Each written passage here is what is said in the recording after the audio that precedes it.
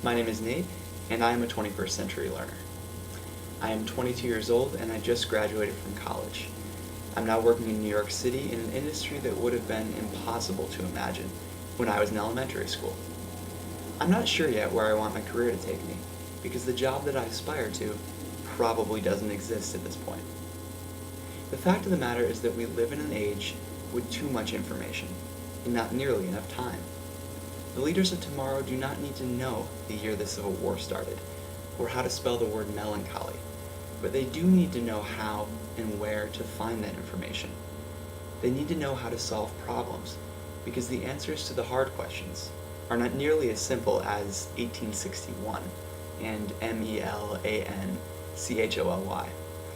Typically, no one even knows the right answer for sure, and the only constant is change.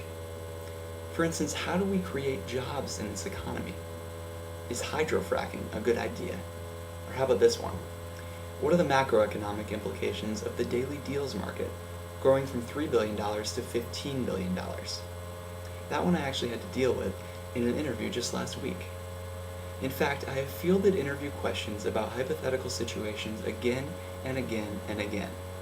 In every case, the interviewer couldn't care less about my opinion, but she is always concerned with how I arrived at the conclusion that I did. And it's not just for show. These skills are the ones that leaders actually use in the 21st century. So if you want schools that create thinkers equipped not just for today's world, but for tomorrow's, this is my suggestion. Create an environment that encourages risk-taking. Teach solution finding. At some point in my educational career, I was lucky enough to have a teacher who was insightful enough to ask me, Nate, what do you think?